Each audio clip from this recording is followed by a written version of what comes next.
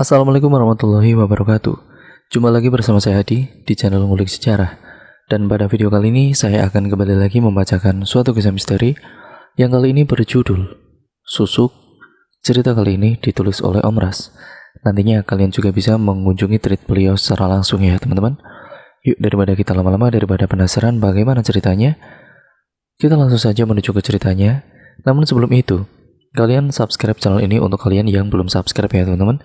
Nyalakan tombol lonceng notifikasinya agar kalian tidak ketinggalan video terbaru selanjutnya dari channel ini. Yuk langsung saja kita mulai ceritanya.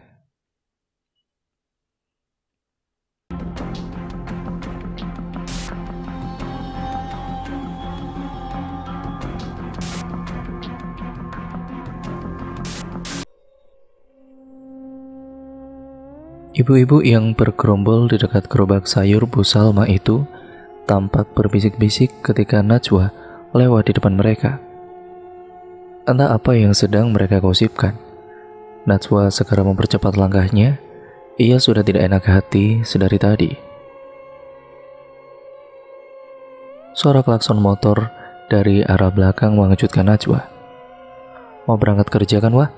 Bareng yuk," ajak Saiful dengan bibir tersenyum.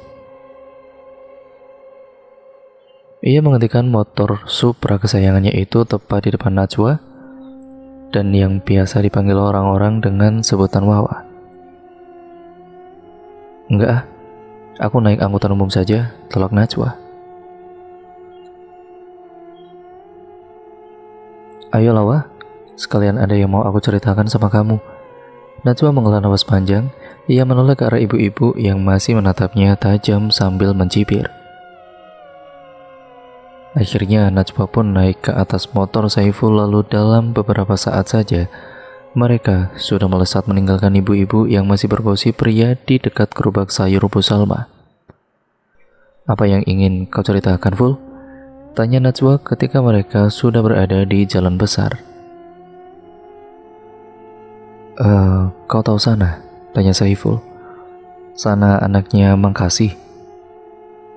"Taulah, dia kan tetanggaku. Kenapa memangnya?" "Aku kasihan sama dia, Wah." Najwa mengerutkan alisnya. "Kasihan kenapa? Dia baik-baik saja kurasa. Yang tidak baik sekarang ini aku. Sudah 3 kali aku gagal nikah. Yang pertama meninggal, terus yang kedua selingkuh sama sepupuku, yang ketiga ini malah hilang gak ada kabar." Najwa menghela nafas. Memang sial sekali nasib percintaannya. Sabar Wah, Tuhan sedang mempersiapkan yang terbaik untukmu. Kalau sudah tiba masanya, kau pasti akan bahagia dengan jodoh yang dikirimkan oleh Tuhan. Sekarang aku sudah tidak ingin membicarakan lelaki lah. Biarlah semuanya berjalan sebagaimana mestinya. Yang aku pikirkan sekarang adalah masa depanku. Aku ingin fokus untuk membahagiakan diriku sendiri, Ful. Tiba-tiba motor Saiful mati mendadak di tengah jalan. "Kenapa motormu, Ful? Habis minyak ya?" tanya Najwa sembari membantu Saiful mendorong motornya ke pinggir. "Enggak lah, biarpun butut-butut begini ya, tangkinya selalu kuisi full. Tiap bulan juga rutin ganti oli." Bantah Saiful tidak terima motornya disebut kehabisan minyak oleh Najwa. Iya, jawabnya slow aja lah. Bisa gak sih? Gak usah ngegas gitu. Orang aku cuma tanya juga. Sungguh Najwa. "Kau duluan saja Ki. Biar aku yang bawa Richard ke bengkel," suruh Saiful. Mendengar Saiful menyebutkan nama motor kesayangannya itu, membuat perut Najwa itu seketika kram. Ia tergelak, tertawa terbahak-bahak di pinggir jalan sambil memegangi perutnya. "Kesurupan kau, Richard?" "Kenapa?" tanya Saiful dengan mata melotot. Maaf, aku kelepasan." "Sinting kamu itu," lompat Saiful lalu mendorong motornya untuk mencari bengkel. Di belakangnya Najwa masih sesekali tertawa. Sekitar 20 menit berjalan barulah mereka menemukan bengkel yang buka. Bergegas Saiful dan Najwa mendorong motor itu ke arah bengkel pinggir jalan tersebut. Setelah ditanya keluhan motornya apa, orang bengkel itu pun mulai mengeceknya. Businya mati ini. Nah tuh kan, apa aku bilang? Ujar Saiful menatap Najwa. Apa? Tanya Najwa. Belum sempat Saiful menjawab pertanyaan Najwa, tiba-tiba ponsel milik Najwa ini berdering. Halo? Entah apa yang disampaikan orang di dalam panggilan itu. Yang pasti Saiful melihat raut wajah Najwa berubah menegang. Baik, Wawa akan kesana sekarang juga, Mak. Aku harus pergi, Ful, ujar Najwa seraya memasukkan ponselnya ke dalam tas. Kemana, Wak? Niniku sakit keras, Ful. Ninimu yang di KH itu? Iya. Ya Allah, jauhnya. Kau mau kesana sendirian? Iya. Enggak, biar aku antar ya. Enggak percaya aku membiarkanmu pergi sendirian ke sana. Kalau ada apa-apa di jalan bagaimana? Tapi kamu kan harus kerja, Ful. Lagi pula aku nggak tahu seberapa lama aku di sana. Aku akan mengantarmu. Masalah kerja jangan khawatir. Nanti setelah memastikan kamu selamat sampai tujuan, aku akan langsung pulang ke sini. Itu malah akan sangat merepotkanmu. Enggak, jangan pikirkan itulah. Setelah motornya hidup, saya pun langsung membawa Najwa kembali ke rumahnya untuk berkemas pakaian. Kita naik bus? Apa gimana? Iya, memangnya kenapa? Kamu mau membawaku naik motor ke sana? Memangnya kau tahu jalan? Saiful cengengesan menanggapi perkataan Najwa. Ia sendiri tidak yakin akan sampai tujuan tepat waktu bila ke sana naik motor. Setelah mengantarkan motornya ke rumah serta mendapatkan izin dari orang tuanya, Saiful dan Najwa lalu naik angkutan umum menuju terminal bus. Kau sudah makan? Tanya Saiful. Sudah, tadi sarapan Indomie sama nasi. Sama, aku juga makan mie pakai nasi, tapi lebih istimewa lagi dari punyamu. Karena sarapanku tadi pagi kan ada ikan asinnya. Cukup lama mereka menunggu keberangkatan bus yang akan membawa mereka ke KH itu. Dan ketika tiba waktunya berangkat, Saiful dan Najwa duduk bersebelahan.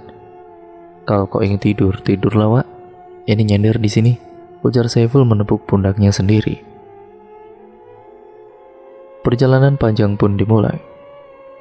Kau tahu usia niniku itu sudah 99 tahun, dan dia sudah sakit selama bertahun-tahun, tapi tidak ada tanda-tanda akan pergi ataupun sembuh. Setiap hari selama bertahun-tahun beliau hanya terbaring di tempat tidur, tidak bisa bangun. Apa benar ninimu yang akan kita datangi ini sudah sering menikah? Iya sudah, 21 laki-laki yang dia nikahi. Terakhir pada usianya yang 67 tahun, dia menikah dengan laki-laki usia 30 tahun. Hobi kawin ya ninimu itu, Wak? Jangan-jangan nanti kau juga begitu. Plak! Sebuah tamparan melayang di mulut Saiful. Maaf, Wak, aku hanya bergurau. Itu ejekan tolol, bukan gurauan. Kau pikir aku tidak punya otak sampai-sampai tidak bisa membedakan mana yang candaan dan juga ejekan? Enggak, Wak, sumpah, Wak. Jangan bersumpah untuk hal-hal yang tidak penting. Nanti orang-orang tidak akan percaya dengan sumpahmu lagi. Saiful terdiam, ia mengusap-ngusap mulutnya yang terasa sakit.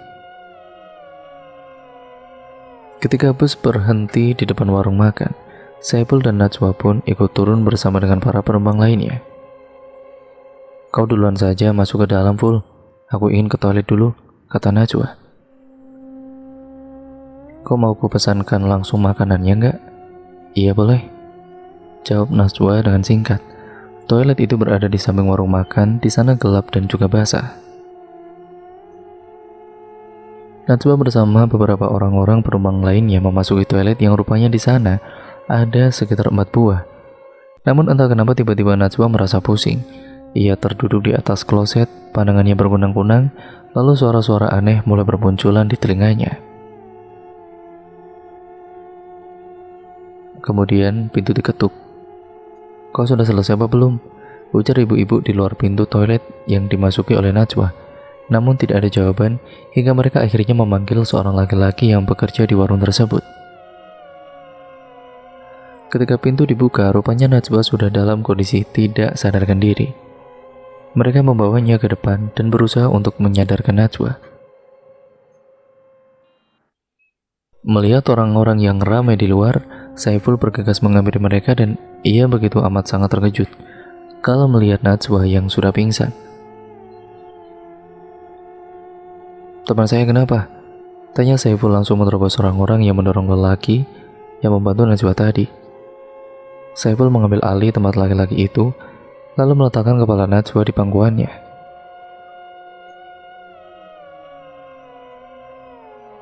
Beberapa saat kemudian, Najwa tersadar dari pingsannya. Membuat orang-orang bisa menarik nafas lega, seorang ibu-ibu memberikan air putih pada Najwa dan Saiful membantu gadis itu untuk minum.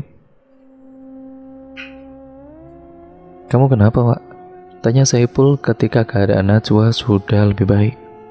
"Entahlah, Ful. Tadi tiba-tiba saja kepalaku pusing. Mungkin aku mabuk perjalanan," jawab Najwa. Selesai makan, para penumpang pun kembali masuk ke dalam bus. "Yakin kamu baik-baik aja? Nggak sakit kan?" "Yakin kamu baik-baik aja? Nggak sakit kan?" tanya Saiful. Najwa mengangguk dan singkat ceritanya akhirnya mereka berdua sampai di terminal tempat tujuan. "Habis ini kita naik apa lagi?" tanya Saiful. "Nanti keluargaku yang akan menjemput kita di sini. Desa Niniku itu terpelosok, mobil tidak akan bisa masuk ke sana saat musim penghujan begini." Saiful mengangguk, perutnya yang sudah lapar membuatnya malas untuk mengobrol panjang lebar. Dua buah kendaraan berplat KH menghampiri mereka. Kedua orang itu berbadan besar dan kekar, wajah keduanya pun tampak sangar. "Amang, kenalkan ini teman Wawa, namanya Saiful," kata Najwa memperkenalkan. "Aku Ikon, temannya Najwa, dan ini Said temanku," ujar lelaki itu memperkenalkan diri pada Saiful yang hanya bisa mengangguk dan memasang wajah semanis mungkin.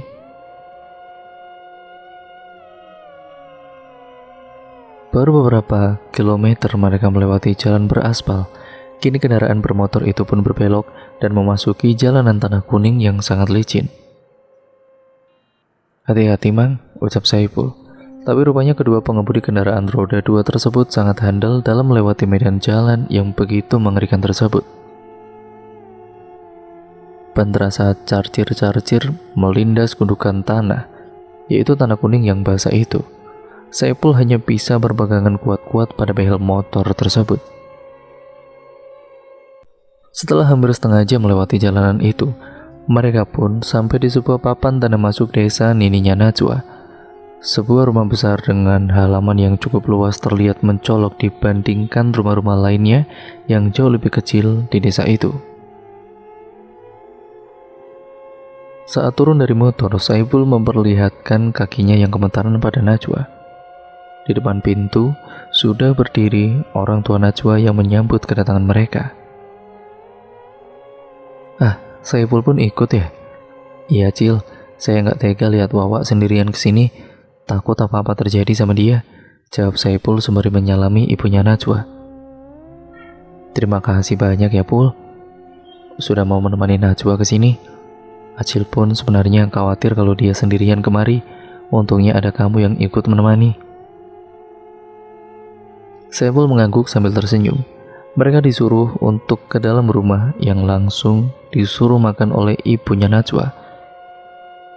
Ikan leis goreng dan sayur pucuk singkong rebus dan sambal mentah membuat Saiful langsung menelan ludah. Akhirnya perutnya yang sudah sedari tadi keroncongan bisa segera terisi dengan makanan sederhana yang sangat nikmat tersebut.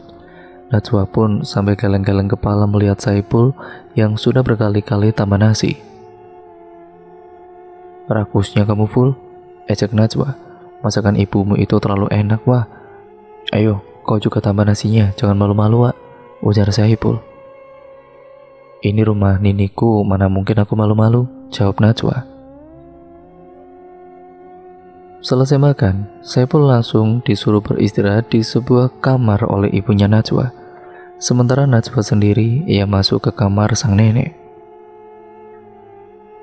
Wanita tua renta dengan tubuh kurus kering seperti hanya tinggal kulit yang membalut tulang-tulangnya itu berbaring di atas kasur. Wewangian pengaruh seperti balsam, minyak angin, dan bau aneh lainnya jadi satu di dalam kamar itu. "Nini, ini Wawa datang nih," ucap Najwa pelan seraya memegang tangan neneknya. Wanita itu pun merespon dengan suara mirip geraman, matanya terbuka. Beliau sudah tidak bisa berbicara lagi, kata ibunya yang baru saja masuk ke dalam kamar. Najwa sangat kasihan dengan neneknya itu. Ia seketika kembali teringat masa-masa kecilnya dahulu. "Istirahatlah, Wak. Nanti ada yang ingin kubicarakan kepadamu," lanjut ibunya sembari menyentuh pundak Najwa yang saat itu tampak sedang melamun. Najwa menurut saja dan langsung beranjak dari duduknya. Ketika ia melewati kamar yang ditempati Saipul, ia mendengar suara Saipul yang sudah mendengkur. Di dalam kamarnya, Najwa memandangi langit-langit kamar, matanya seakan enggan terpejam. Ia kembali mengingat kejadian dahulu ketika kekasihnya berselingkuh dengan sepupunya, yaitu keponakan kandung ayah Najwa. Najwa menghela nafas, lalu mengambil buku novel yang belum selesai ia baca dari dalam tasnya. Novel cinta yang begitu romantis, tapi sayang lelaki seperti itu hanya ada di dalam novel. Kalau di dunia nyata entahlah, ia belum pernah bertemu. Dulu Nini Wawa itu sangat banyak penggemarnya. Rata-rata penggemarnya itu laki-laki, bahkan ada yang sampai tidur di depan rumahnya hanya untuk menunggu dia keluar. Menjaga dia sewaktu gadis itu tidak ada beda seperti menjaga bunga mawar di dalam gelas kaca. Cerita Niimah, keluarga jauhnya Najwa. Saipul yang mendengar cerita Niimah hanya mengangguk sambil sesekali menyeruput kopinya. "Berarti Nini Wawa pada masa mudanya itu cantik sekali ya, Nik?" "Cantik sekali, wajahnya mirip artis." "Artis siapa itu namanya? Duh, Nini lupa." "Ah iya, Citra Dewi." Saipul mengerjap-ngerjapkan matanya. Ia bahkan tidak tahu siapa itu artis Citra Dewi. Mendengar namanya saja baru kali ini.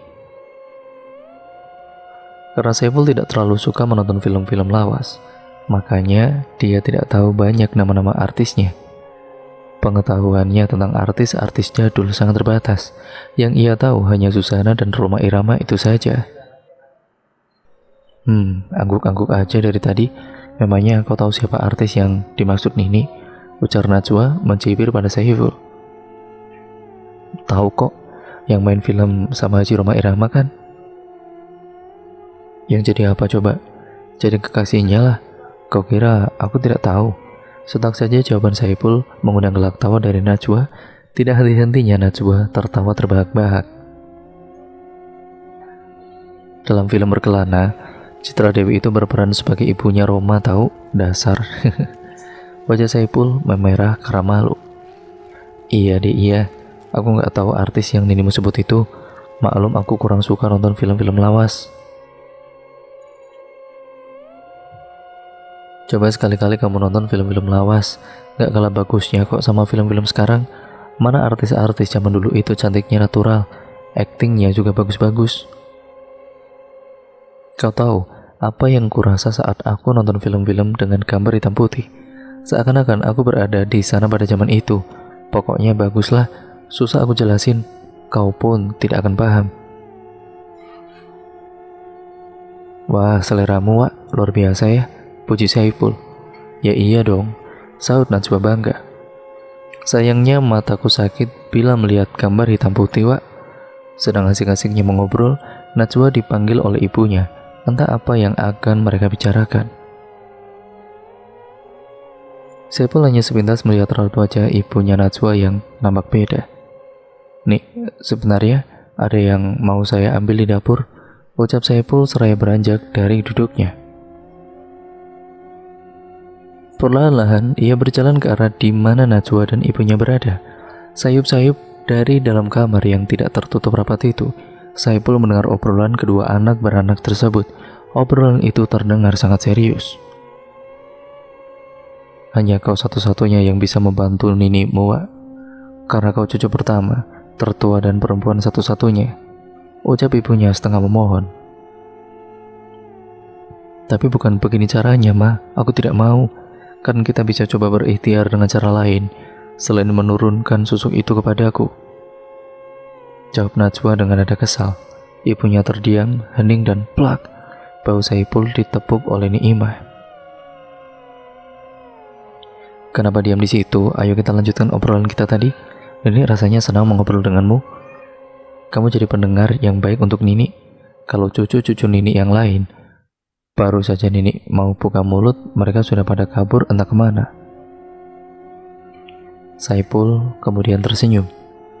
Saya memang suka mendengarkan cerita orang-orang tua nih, seru soalnya. Ayo kita keluar. Nini akan ceritakan banyak kisah untukmu. Ujar Niimah tanpa ragu menarik tangan Saipul.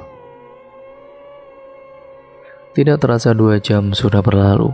Najwa belum juga keluar, sedangkan punggung Saipul sudah sakit karena terlalu lama duduk. Cerita Niimah memang seru-seru, tapi hampir separuh cerita tidak terdengar oleh Saipul, ya karena ia terus saja memikirkan Najwa. Wak, panggil Saipul ketika Najwa hendak masuk ke dalam kamarnya. Kenapa? Maaf tadi aku dengar obrolan kamu dengan Acil. Kamu bilang susuk apa itu, Wak? Najwa terdiam, helaan napasnya yang sangat berat terdengar. Kau percaya aku kan, Wak? Kau bisa ceritakan semuanya padaku. Aku bisa bantu kamu itu mencari jalan keluarnya, Wak. Kalian belum tidur? Tanya ibunya Najwa yang tiba-tiba muncul, membuat Saipul menjadi sedikit kikuk. Tanpa berkata apa-apa, Najwa langsung masuk ke dalam kamarnya. Sementara Saipul sengaja berbasa-basi terlebih dahulu pada ibunya Najwa. Malam itu Saipul kesulitan memejamkan matanya. Tidak seperti biasa, bahkan di bus yang melewati jalanan berlubang pun Saipul bisa tertidur dengan nyenyak. Sangat berbeda dengan malam ini. Ia merasa matanya begitu segar tidak akan tidur dalam beberapa jam ke depan. Ia bingung apa yang harus dilakukan pada saat seperti itu. Masa dirinya harus menghitung domba sampai 100 dulu baru bisa tidur? Seperti anak-anak TK saja. Sayup-sayup di luar, Saipul mendengar suara nyanyian yang merdu sekali. Lagu yang entahlah Saipul tidak tahu judulnya apa, bahkan mendengarnya saja baru pertama kali ini. Rindu lukisan mata, suratan hatimu, nan merindu. Rindu bayangan nan meliputi paras wajahmu. Begitulah liriknya. Langkah kaki Saipul membawanya ke depan kamar Nini Najwa. Suara nyanyian itu terhenti ketika dirinya sudah berada tepat di depan pintu. Perlahan-lahan ia membuka pintu tersebut dan Saipul sangat terkejut melihat seorang wanita muda yang sangat cantik duduk menghadap ke arah pintu dengan wajah tersenyum. Maaf, saya tidak bermaksud apa-apa. Tadi saya dengar ada suara orang menyanyi. Saya penasaran makanya saya cek. Sekali lagi maaf ya, ucap Saipul dengan suara bergetar.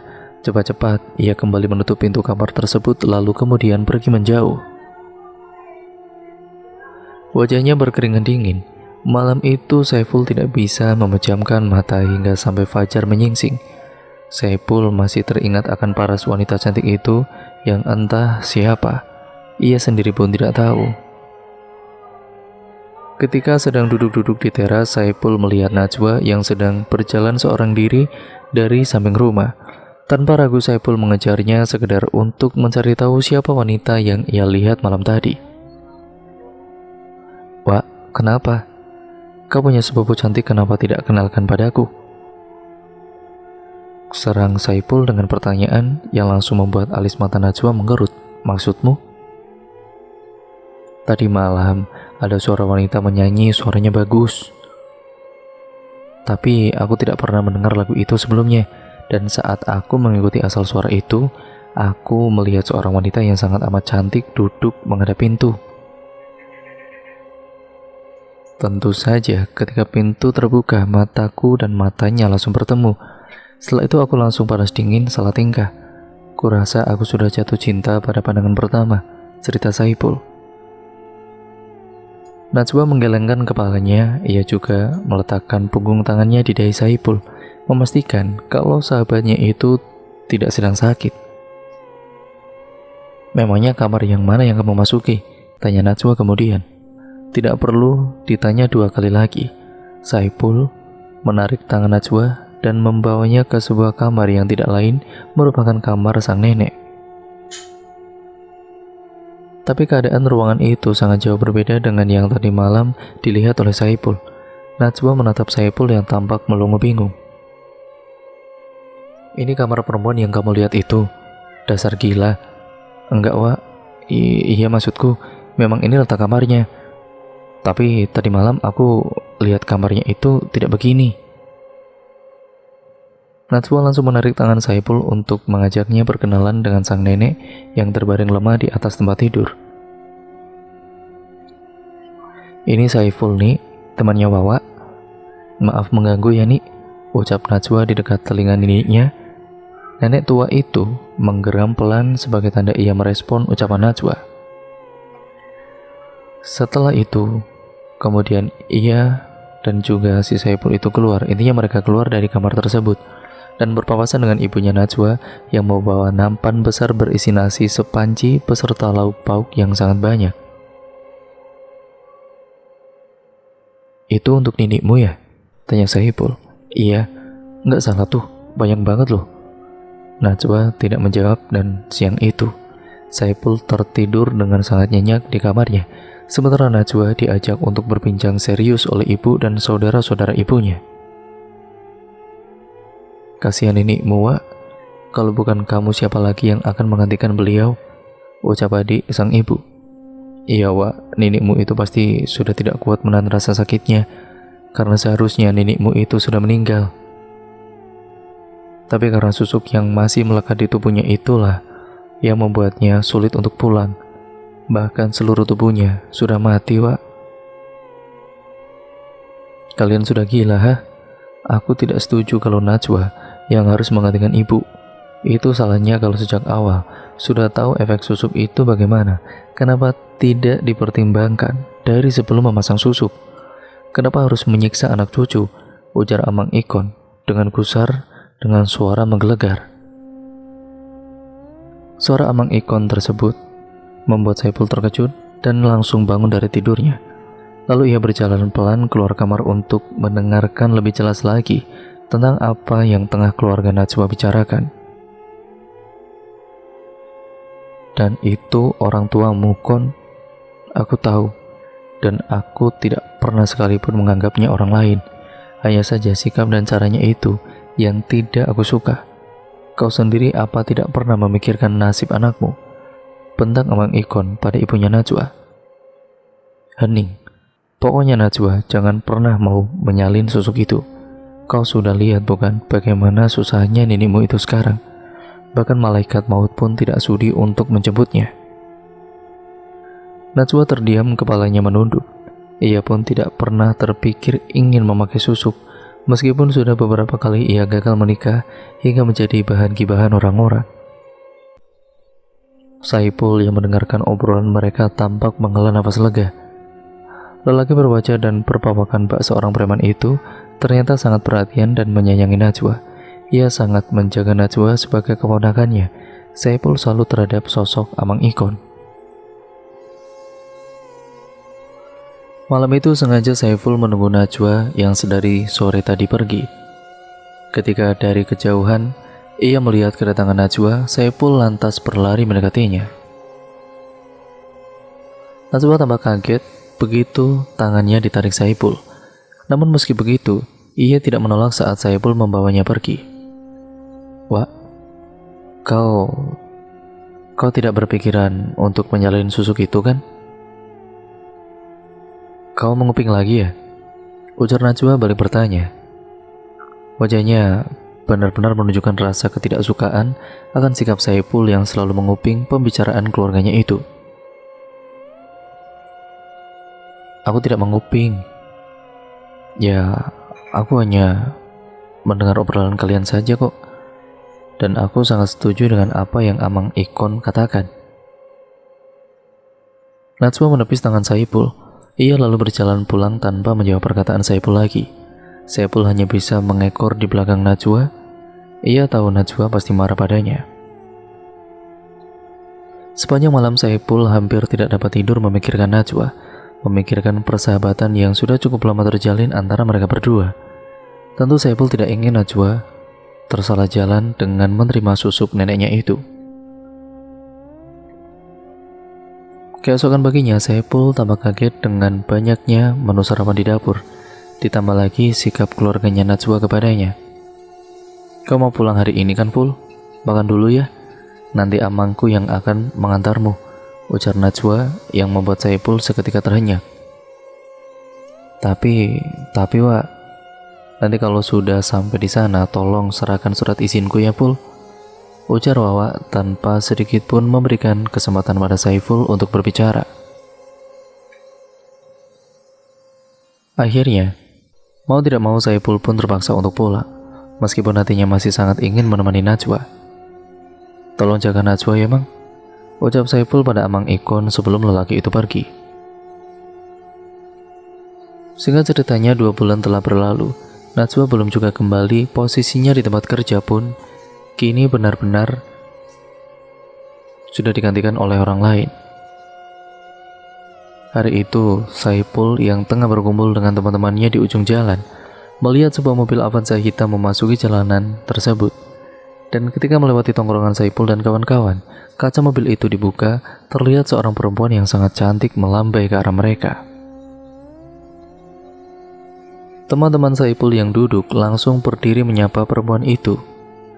Tatapan mata mereka mengikuti mobil tersebut seolah sudah terhipnotis dengan kecantikan si perempuan.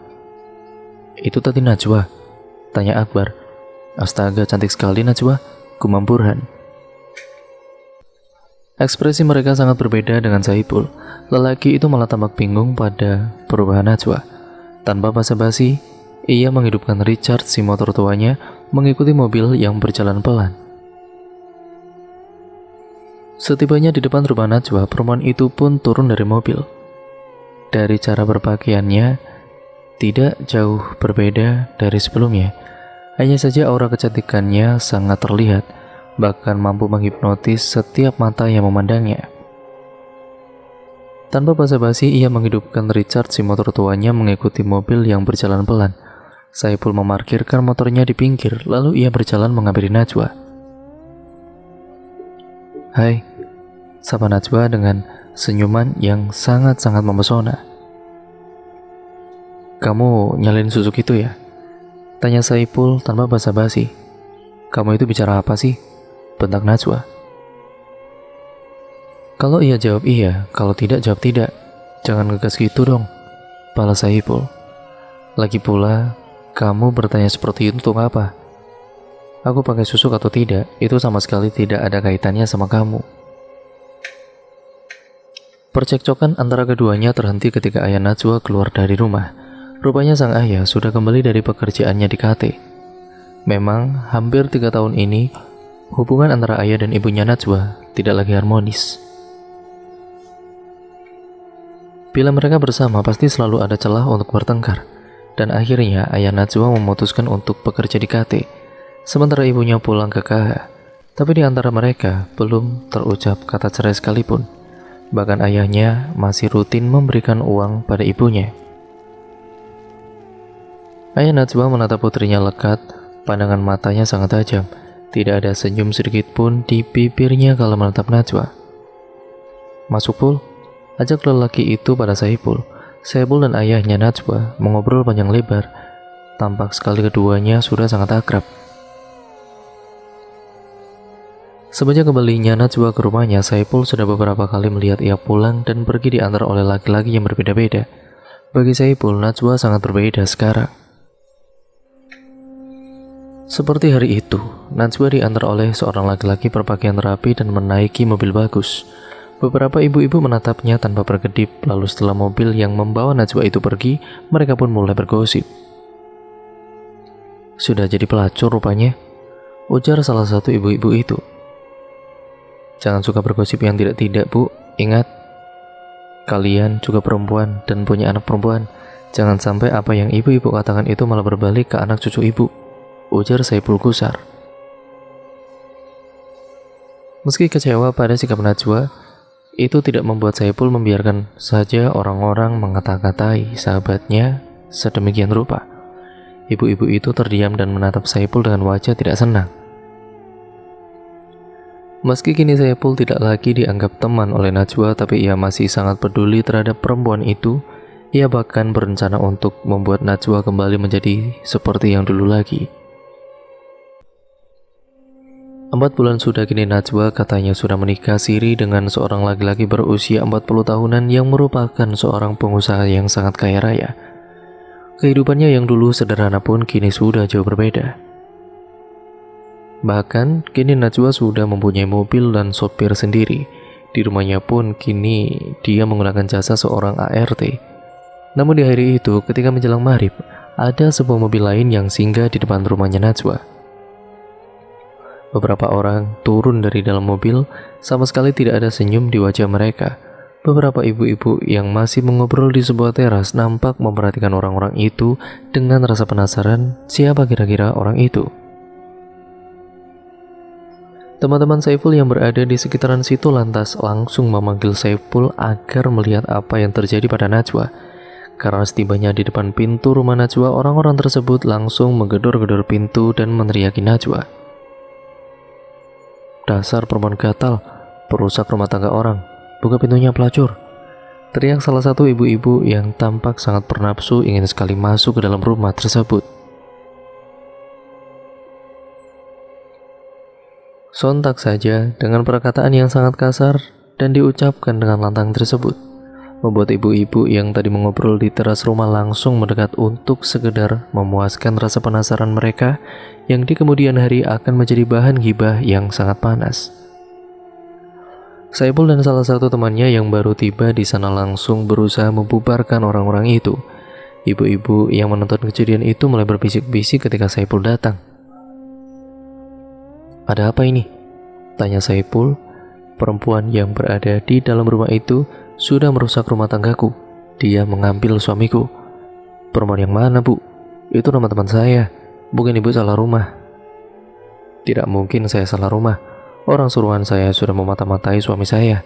Dan baru sekarang ini ketahuan di mana suami saya menyembunyikan pelacur itu." Salah seorang laki-laki yang datang bersama ibu-ibu tersebut memecah kaca rumah sehingga ia bisa masuk dan membuka pintu. Rumah itu tampak sepi, namun Saipul tahu pasti Najwa bersembunyi di dalam kamarnya. Ia yang berusaha menghalangi mereka, langsung didorong hingga jatuh dan menimpa pecahan kaca yang membuatnya terluka. Mereka mencari-cari keberadaan Najwa di setiap sudut rumah, hingga akhirnya mereka menemukan kamar ART Najwa yang terkunci dari dalam. Sosok laki-laki tadi itu langsung mendobrak pintu dan kemudian pintu berhasil terbuka. Mereka mendapati Najwa menangis di sudut kamar dengan raut wajah yang sangat ketakutan. Saipul yang pada kala itu yang terluka berusaha untuk bangkit. Ia menerobos kerumunan orang-orang itu hingga akhirnya ia berhasil masuk ke dalam kamar. Ia melindungi Najwa dari amukan si ibu yang memukulnya dengan barang apapun yang berhasil ia raih dari meja milik ART.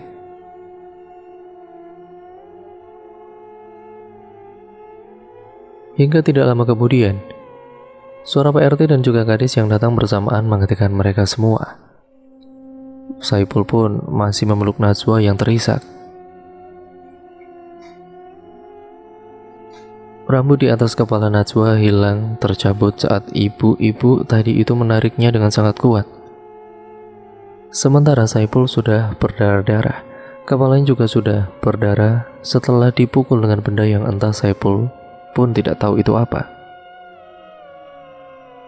Saat Mbak RT dan Pak Kades berbicara pada orang-orang itu, teman-teman Saipul langsung membantu mereka berdua keluar dari rumah melalui pintu rumah, yaitu pintu belakang, untuk menghindari orang-orang tadi. Mereka membawa Najwa ke rumah Saipul. Orang tua lelaki itu tampak kaget melihat keadaan Najwa dan anaknya. Tidak mau orang tuanya salah paham, Saipul langsung menjelaskan apa yang terjadi tadi.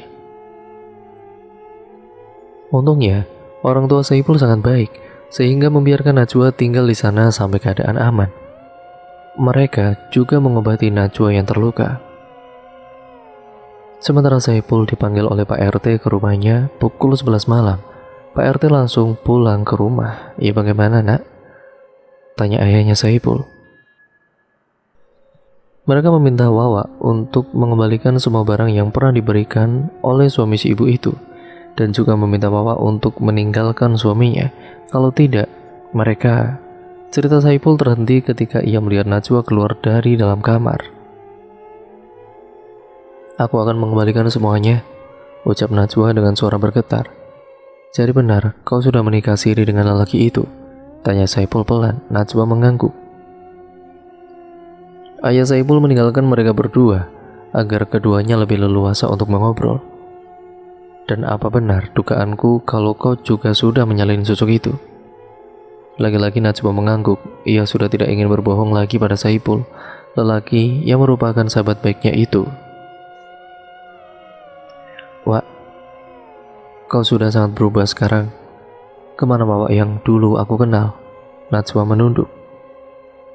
Ia mulai terisak. "Aku menyesal Pul," isaknya. Saipul terdiam, hanya helaan napasnya yang terdengar. "Tidurlah. Untuk beberapa hari ke depan, kau jangan pulang ke rumah dulu. Tinggal saja untuk sementara di sini demi keamananmu," ujar Saipul akhirnya. Lalu lelaki itu merebahkan tubuhnya. Ia meletakkan lengan ke atas dahinya. "Ayahmu sangat menyayangimu, Wak. Itulah sebabnya dia sangat marah ketika tahu kau sudah menyalin susuk itu," ucap Saipul ketika Najwa akan beranjak dari duduknya. Saipul kemudian membalikkan tubuhnya membelakangi Najwa. Najwa tahu Saipul pasti sangat kecewa kepadanya. Keesokan paginya Najwa diajak sarapan bersama orang tua Saipul.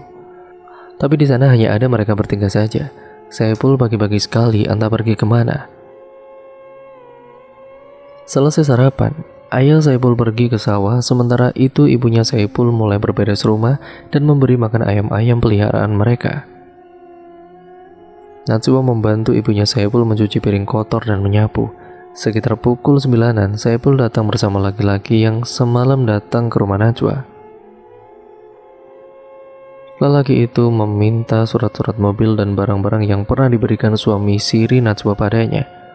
Dengan ditemani Saipul, Najwa kembali ke rumahnya, mengambil semua barang-barang itu lalu menyerahkannya pada si lelaki. Setelah mengambil semua barang-barang itu, ia juga memperingatkan Najwa untuk tidak lagi mendekati suami si ibu, yang merupakan kakaknya tersebut. Najwa tertunduk lemas, kakinya serasa tidak mampu lagi untuk menopang beban tubuhnya. "Hidupku sudah hancur, Pul," ucapnya terisak. "Kau bisa memulai semuanya dari awal lagi, Wak. Aku yakin kau cukup kuat untuk menghadapi ini semua." Semenjak kejadian itu, Najwa menjadi lebih sering mengurung diri di dalam rumah. Ia tidak tahan dengan omongan ibu-ibu di sekitarnya yang terus saja menyebut dirinya itu pelacur. Ia juga mulai merasa tidak nyaman dengan sapaan-sapaan genit bapak-bapak komplek yang sebelumnya ia tidak terlalu menanggapi itu semua. Hari itu ketika Saipul datang ke rumahnya, Najwa sedang duduk sambil menangis di dekat jendela. Wajah wanita itu kini terlihat pucat. Saipul meletakkan rantang bawaannya dan menyuruh Najwa untuk makan. Karena ia tahu Najwa pasti belum makan. "Makan dulu, Wak. Ini tadi ibuku menyuruhku mengantarkan makanan untukmu. Aku rasanya ingin mati saja, Pul." "Hus, kamu itu gak boleh ngomong begitu," tegur Saipul. "Aku takut aku gak cukup kuat untuk menghidupi anak ini, Pul." Isak tangis Najwa pecah, sementara Saipul langsung melotot, alisnya pun ikut berkerut. "Maksudmu?" "Iya, aku hamil." Saipul terhenyak. Ia kaget dan tidak menyangka. Tapi untuk beberapa saat kemudian, ia langsung menenangkan Najwa. "Kalau kau bersedia, aku akan menikahimu, Wak." "Tidak semudah itu, Pul. Apalagi aku belum ditalak." Lelaki itu menghilang tanpa kabar. "Kau tahu alamatnya? Biar aku cari dia, Wak." Yang aku tahu cuma alamat kantornya, Pul. Kalau begitu, berikan alamatnya biar aku ke sana. Anak yang kau kandung itu tidak bersalah, Wak. Ayahnya harus tahu dan bertanggung jawab. Kalaupun memang dia tidak mau lagi denganmu, aku siap menggantikannya, ucap Saipul mantap. Tapi aku tidak mau menyusahkan kamu, Pul. Terlebih lagi, karena kamu menikahiku karena rasa kasihan. Aku takut kau tidak bahagia. Dan itu pasti, kau tidak akan bahagia. Jalan hidupmu masih panjang, Pul. Aku tidak mau kau terperangkap hidup bersamaku, menafkahi anak yang jelas-jelas bukan anakmu. Tapi aku tulus menyayangimu, Wak. Kau saja yang tidak menyadari itu. Dan sekarang, bila aku sudah mendapatkan kesempatan itu, aku tidak ingin menyanyiakannya. Aku berjanji akan menjaga dan juga menyayangi kalian. Najwa tidak menyangka Saipul begitu baik dan juga tulus padanya. Kemana ia selama ini sehingga tidak bisa menyadari bahwa laki-laki yang ia cari-cari selama ini ternyata berada sangat dekat dengannya. Semuanya tidak semudah yang dibayangkan oleh Saipul. Meski sudah bertemu dengan suami siri Najwa, tapi lelaki itu sama sekali tidak mau menceraikan istri sirinya itu. Dia tetap bersikeras mempertahankan Najwa meskipun ia tahu kalau mereka tetap bersama maka sama artinya dengan menempatkan Najwa dalam bahaya. Keputusannya itu hampir memancing amarah Saipul. Adik Udin tidak segera mengajaknya pergi. Mungkin sekarang Saipul sudah ditahan oleh polisi karena melakukan penyerangan terhadap si pengusaha. Sementara di rumah, Najwa mulai mengalami berbagai macam teror yang berasal dari susuknya.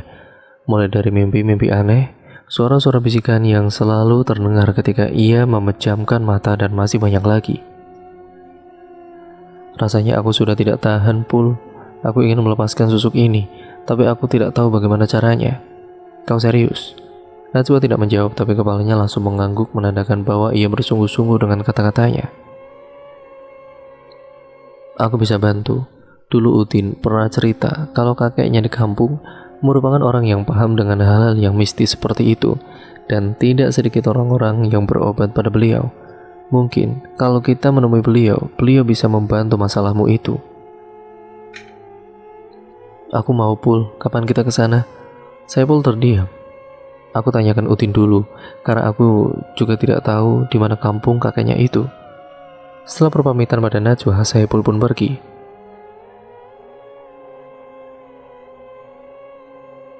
Sekitar pukul 9 malam ia datang lagi dan wajahnya cerah. Saipul mengetuk pintu rumah Najwa tanpa menyadari saat itu waktunya sudah larut untuk bertamu.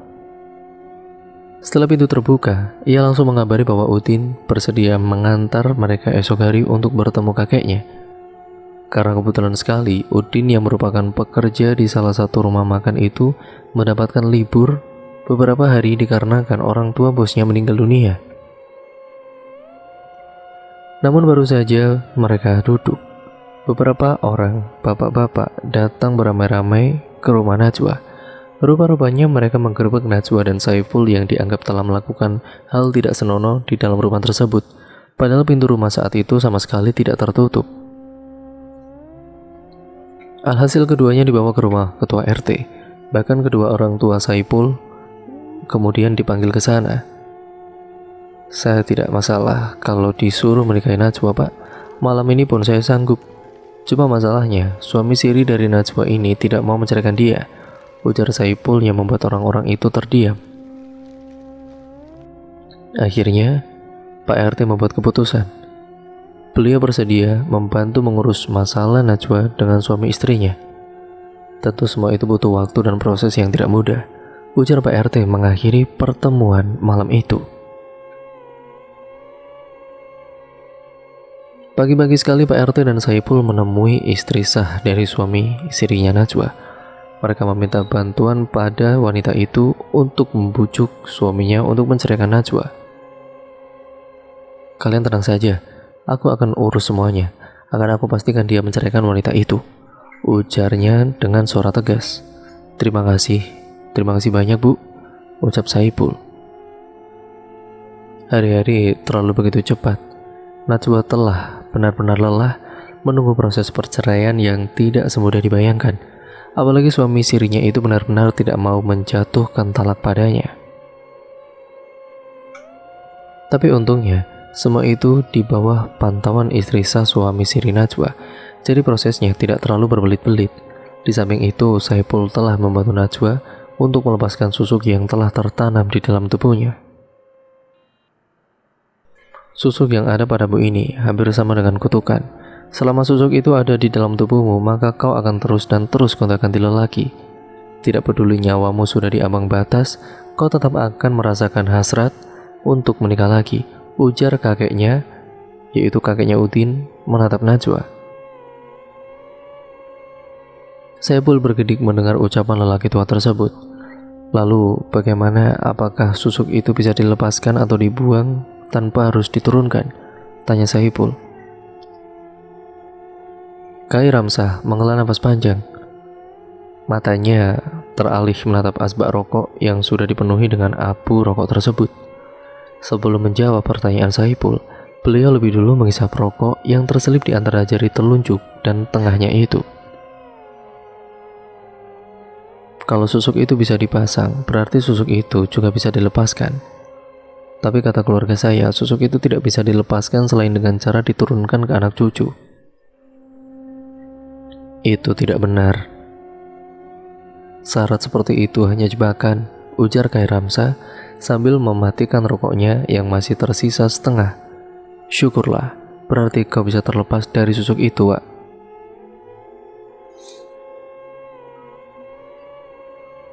Najwa pun tersenyum penuh harap. Akhirnya malam itu juga Kai Ramsah melepaskan susuk yang ada di tubuh Najwa. Najwa disuruh berbaring di atas kain hitam dengan hanya mengenakan tapih atau kain panjang yang melilit tubuhnya sebatas dada. Susuk itu ada di beberapa bagian tubuh, 3 di bagian wajah seperti mata kaki atau jarak antara 2 alis, mulut atau bibir, dan dagu. Sementara itu di bagian bahu serta dada juga ada, dan yang paling berat ada di bagian yang sulit dijelaskan. Saat baru mulai prosesnya saja, Najwa sudah mulai merasakan sakit yang teramat sangat di bagian wajahnya. Rasanya sama persis seperti daging yang dikoyak atau dicongkel dengan pisau. Saipul sesekali menutup matanya. Ia benar-benar tidak tega melihat proses tersebut, apalagi ketika ia melihat benda merah bercampur daging yang keluar dari dagu Najwa. Setelah selesai mengeluarkan 3 benda bercampur daging itu, Kai Ramsah berhenti sejenak untuk mengumpulkan tenaga dan memberikan waktu untuk Najwa beristirahat. Saipul melihat dari sudut mata Najwa mengalir air matanya. Ia tahu proses pelepasan susuk itu tadi itu pasti sangat menyakitkan. Proses pelepasan kembali dilanjutkan ketika di bagian dada Najwa meringis dan memohon untuk dihentikan karena ia sudah tidak kuat menahan rasa sakit itu. Kai Ramsah menatap Saipul seperti tengah mengatakan sesuatu dari gerakan matanya. Tapi Saipul yang tidak memahami jenis-jenis perkodean itu tentu tidak tahu apa maksud gerakan mata si kakek. Kenapa, Kai? Setelah Saipul bertanya seperti itu, akhirnya Kai Ramsah berhenti. Ia menarik napas berat, sepertinya ada sesuatu yang tengah terjadi.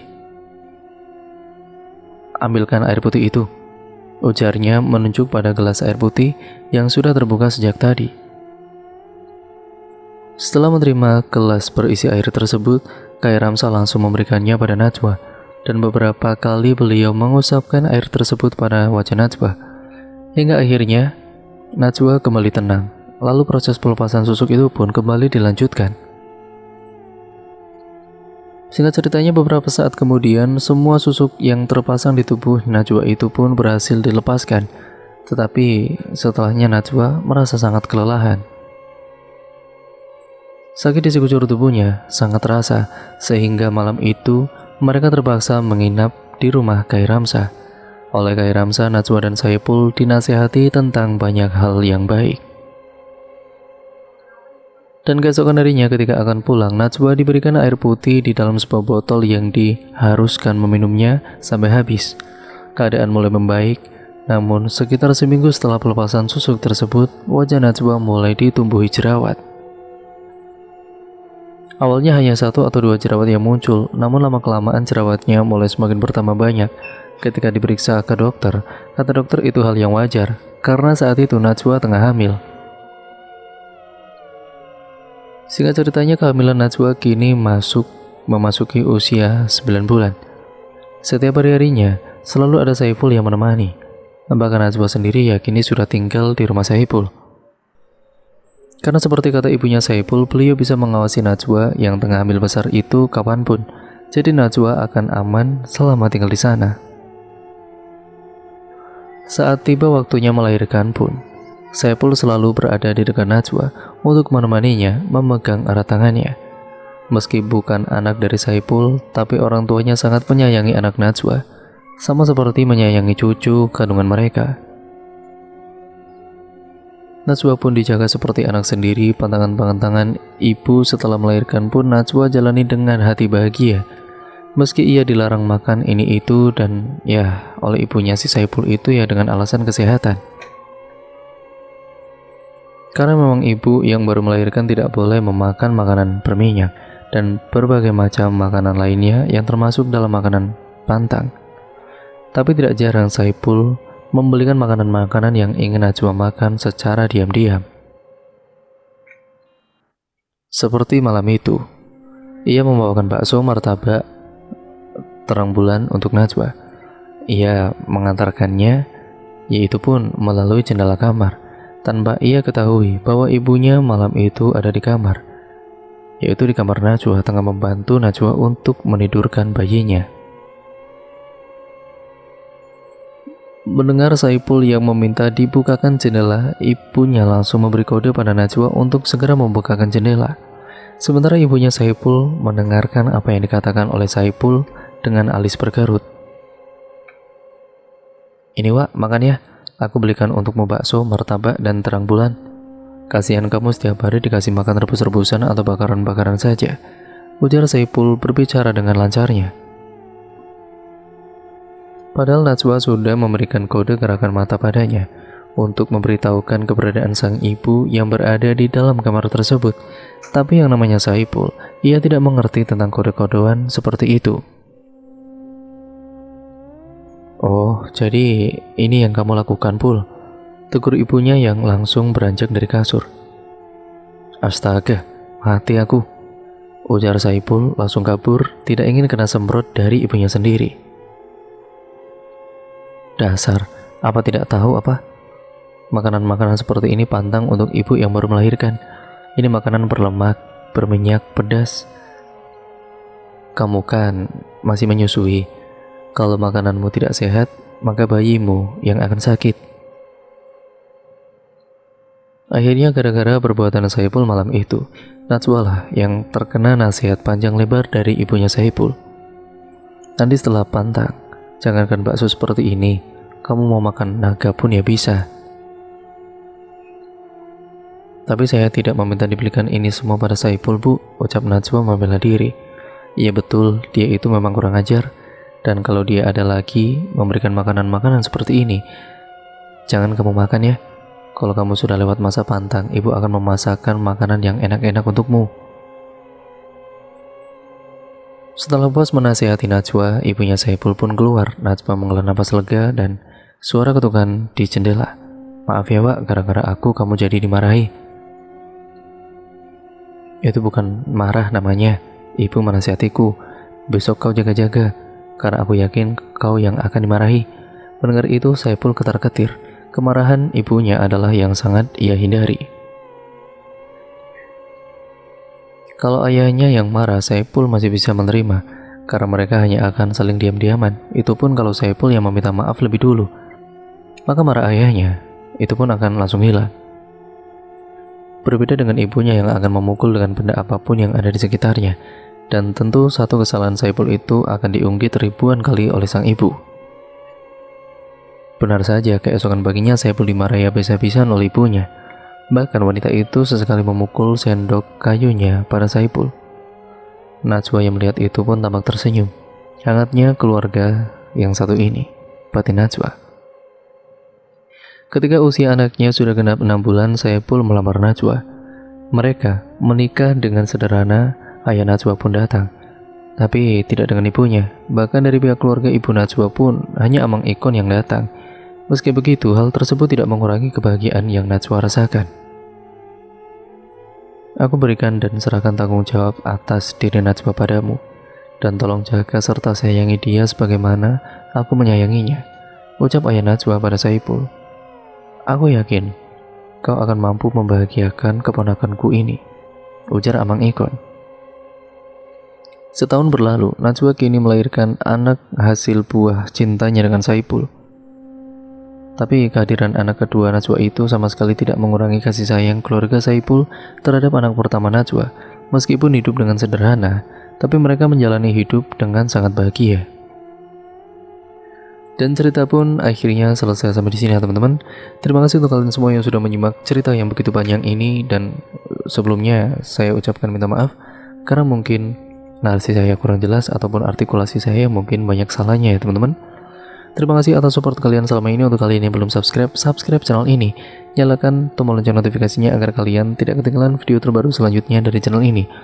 Banyak sekali pembelajaran yang dapat kita ambil dari cerita kali ini. Semoga kalian dapat mengambil sisi positifnya dan membuang sisi buruknya. Terima kasih ya teman-teman. Sampai berjumpa di video terbaru selanjutnya. Wassalamualaikum warahmatullahi wabarakatuh.